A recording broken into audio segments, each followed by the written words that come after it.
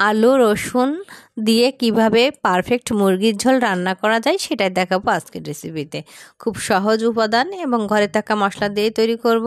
আমি জন্য তেলের ভিতরে দিয়ে দিলাম তেজপাতা, লবঙ্গ, গোলমরিচ আর দারুচিনি দিয়ে একটুখানি নাড়াচাড়া করে আমি দিয়ে দিলাম কিছুটা পেঁয়াজ কুচি। পেঁয়াজটা একটু লালচে হওয়ার জন্য অপেক্ষা।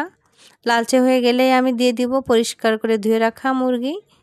এখানে শক্ত যে মুরগি কিংবা দেশিটা দিলেই খুব বেশি ভালো লাগবে, চাইলে ব্রয়লার মুরগিও আপনি ব্যবহার করতে পারেন।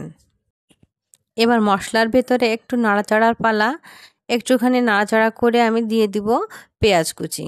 আগে যে পেঁয়াজটা দিয়েছিলাম সেটা একটু লালচে করে নিয়েছি, তার কারণ একটু সুন্দর সুগন্ধি আসবে। এবার আমি দিয়ে দিলাম এই পেঁয়াজ কুচির সঙ্গে আদা রসুন বাটা আর দিয়ে দিলাম জিরা, এলাচ, দারুচিনি বাটা। এবার স্বাদ মতো লবণ ব্যবহার করেছি আর দিয়ে দিলাম পরিমাণ মতো হলুদ। শুকনো মরিচের গুঁড়া দিয়েছি, চাইলে মরিচ বেটেও দিতে পারেন। আমি সমস্ত মশলাগুলো এবার মাংসের সঙ্গে খুব ভালোভাবে একটু নাড়াচাড়া করে নিব। আমি কিন্তু এ পর্যায়ে কোনো পানি ব্যবহার করিনি। আমি চুলার আঁচটা মিডিয়ামে রেখেছি। এভাবে মশলার সাথে মাংসটা নাড়াতে নাড়াতে কিন্তু একটু পানি বের হবে। মাংসের স্বাদটা কিন্তু মশলা কষানোর সঙ্গেই অনেকটাই নির্ভর করে, তাই তাড়াহুড়ো চলবে না। মাংসর সঙ্গে অবশ্যই মশলাটা খুব ভালোভাবে এভাবে অল্প অল্প করে কষিয়ে নিতে হবে। আমি কিন্তু এবারে ঢাকনা দিয়ে ঢেকে দিব। এই অল্প আঁচেই থাকবে, তাতেই কিন্তু দেখেন কতটা পানি বের হয়েছে। আমি আবারও একটু কষিয়ে নিব। এই পানি দিয়ে আমি কিন্তু খুব ভালোভাবে মুরগিটা কষিয়ে নিচ্ছি। আমার কিন্তু 80% রান্না কিন্তু এখানেই হয়ে যাবে।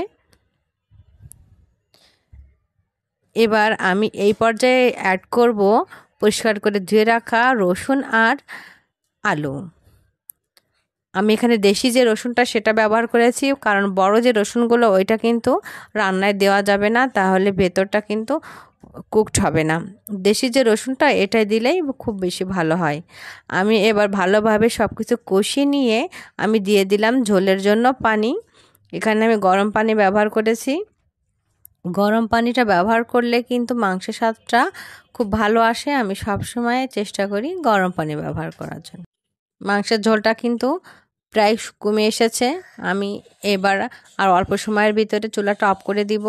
আমি চুলা অফ করে দিয়েছি। এবার আমি ভাজা যে জিরা গুঁড়া সেটা আমি উপর থেকে ছিটিয়ে দেব, তাহলে কিন্তু সুন্দর একটা কালার আসে মাংসে।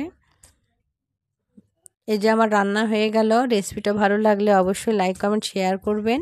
নিত্য নতুন আমার রেসিপি পেতে ইমাস কুকিং ওয়ার্ল্ডের সাথেই থাকবেন। আল্লাহ হাফেজ।